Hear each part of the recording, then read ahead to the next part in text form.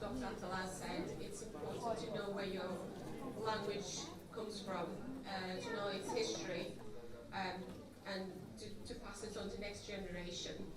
Every language has got its own history, and it's important to know it, to explain it to your future generation, and explain how important it is to know it and pass it on to their children.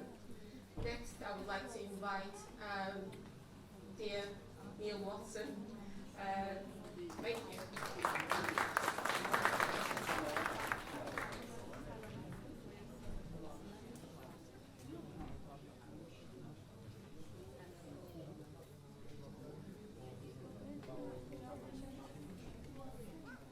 Good afternoon.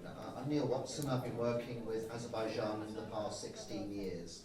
And first of all, can I congratulate ISA and all those at ATAY for organising today's great event. So, Right Honourable Member, ladies and gentlemen, it's a great honour to speak to you on the occasion of International Mother Tongue Day. As we all know, language is far more than a mere mode of communication. It is a signifier of history and emblematic of identity. To be apprehensive of speaking one's mother tongue for fear of reprisal is an undeniable hallmark of repression. But that is what we are seeing in South Azerbaijan, where the mullahs of the so-called Islamic Republic of Iran are against the estimated 30 to 40 million Azerbaijanis speaking or being taught in their own language. In fact, this shameful situation has only lasted just over a century. The elimination of ethnic discrimination was one of the main socio-political issues in Iran following the collapse of the Qajar dynasty by coup d'etat. Thereafter, Azerbaijanis played a fundamental role in the development of the constitutional revolution in 1906.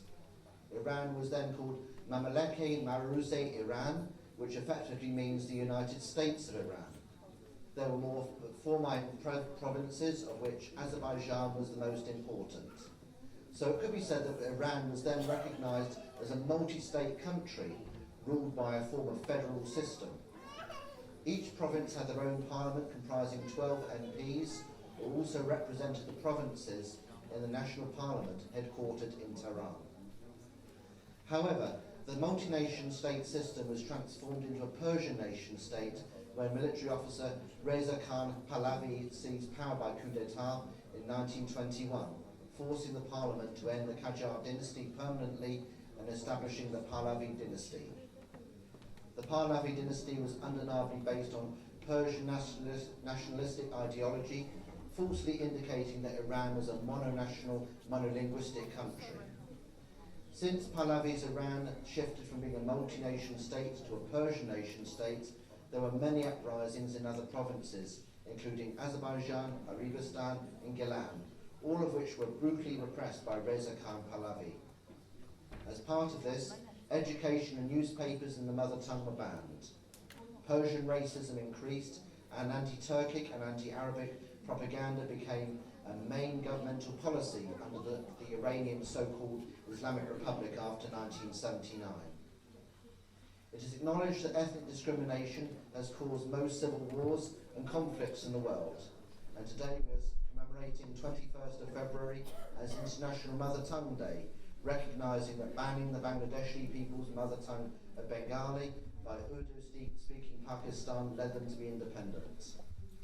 Unfortunately, for more than a century, the ethnic discrimination policy of the Iranian government has polarised the multi-ethnic and religious society of Iran. As you have heard, many Turkic civil activists were arrested by the Iranian regime because they defended their ethnic identity and mother tongue. That is unbelievable for many of us living in the multi-ethnic UK, but unfortunately that is the reality. Today we remember the struggles of all peoples whose ethnicity and language have been subjugated, and ask them to remain steadfast in their attempts to achieve their objectives. And this event is part of that today. Thank you very much indeed.